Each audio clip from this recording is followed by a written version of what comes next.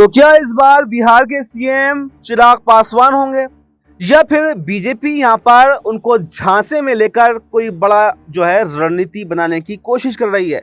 जी हाँ, नमस्कार। Next 9 news पर आपका बहुत बहुत स्वागत है।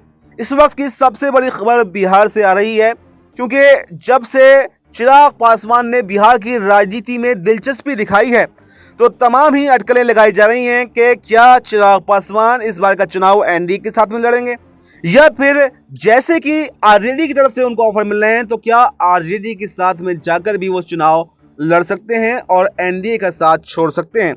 हालांकि चर्चाएं काफी समय से चल रही हैं, कोई औपचारिक पुष्टि तो नहीं हुई है, लेकिन ये देखा जरूर गया है कि चिराग पासवान कुछ अलग ही तेवर दिखा रहे हैं और वक्फ के मुद्दे पर भी वो साफ साफ कह चुके थे कि अगर मुझे लगा कि बीजेपी ने कोई गलती की है तो मैं मुसलमानों के साथ खड़ा हुआ दिखाई दूंगा, क्योंकि मुसलमानों के लिए मेरे पिताजी ने अपनी जिंदगी कुर्बान कर दी और मैं भी उसी रास्ते पर चल रहा हूं। अगर मुझे कुछ भी लगा तो फिर मैं पलटी मार दूंगा।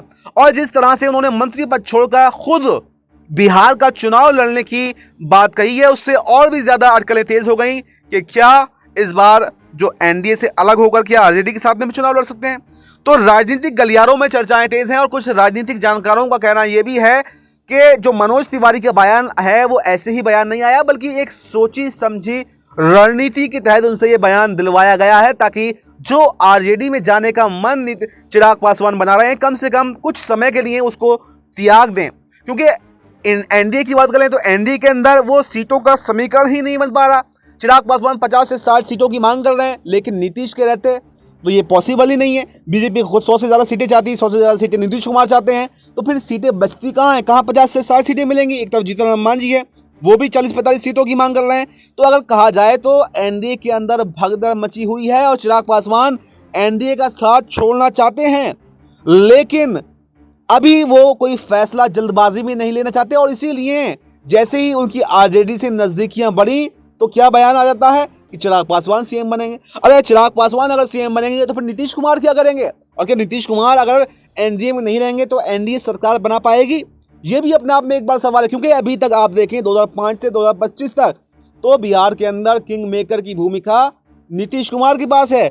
हालांकि पूरी उन्हें तोड़ने की कोशिश की गई और उनकी जो ग्राफ है लगातार घटता भी गया, लेकिन अभी भी किंग मेकर बिहार के अंदर अगर कोई कहलाता है तो वो नीतीश कुमार हैं। और नीतीश कुमार के रहते तो शायद एनडीए के अंदर चिराग पासवान सीएम नहीं बन सकते, और यही वजह है वो आरजेडी में जाने को तैयार हैं। लेकिन यहाँ पर जो ऐलान मनोज तिवारी ने किया उससे राजनीतिक गलियारों में चर्चाओं का विषय तो जरूर बन गया है। और अब आने वाले समय में ये देखना काफी दिलचस्प होने वाला है कि क्या चिराग पासवान यहाँ पर झांसे में बीजेपी के आ जाएंगे और एनडीए में रुक जाएंगे या फिर बिहार में कोई बड़ा खेल करते हुए दिखाई देंगे। फिलहाल इस रिपोर्ट में इतना ही। इस रिपोर्ट पर आपकी क्या राय है? कमेंट बॉक्स में अपनी राय जरूर दें और हमें दीजिए इजाजत। नमस्कार।